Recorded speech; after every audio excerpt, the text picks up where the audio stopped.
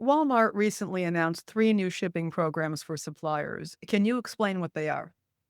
The first is prepaid to consolidation, which is where a prepaid supplier ships product to a Walmart consolidation center and then Walmart delivers to the destination DCs from there.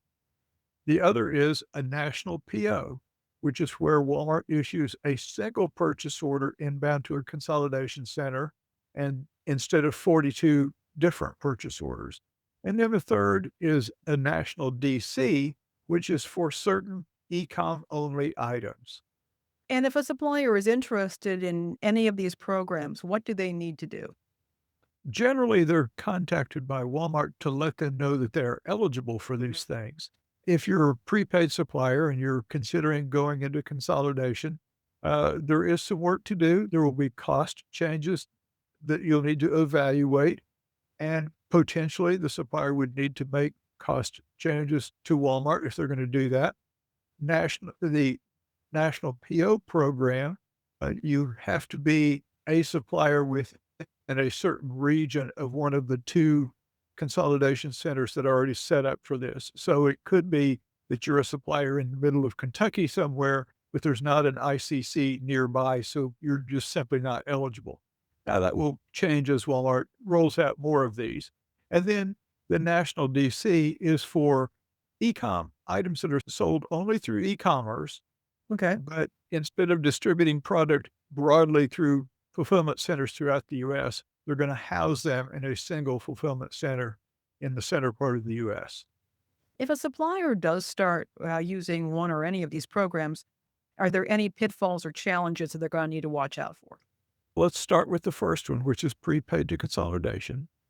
You will need to make different arrangements with the carriers that you're currently using. So now you're sending carriers, either full truckload or LTL, to 42 DCs. Now you're going to send a single truck to one of the consolidation centers, and there may be some price changes there. Then Walmart has some charges that they're going to charge to the supplier to offset the transportation costs from the consolidation center to the various 42 RDCs.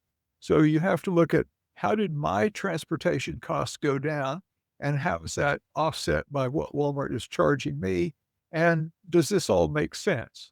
That's the first thing you need to consider. Then also on the national PO program, I now process one purchase order instead of 42. I only have one purchase order to invoice. It may be that I get paid a day or two earlier because I'm delivering to a consolidation center instead of to 42 DCs, but my warehouse or fulfillment center now needs to process an order for a single destination rather than 42 destinations, which really is probably a simplification for the supplier. The national DC, not a lot there. This is really for kind of the long tail of e-com items. It's for items that the supplier has in their catalog. Walmart's not carrying in the stores, but we can get some incremental sales out of it. So let's put it in a national DC and put it on the website and get some sales out of it. So there's not a whole lot of change going on there.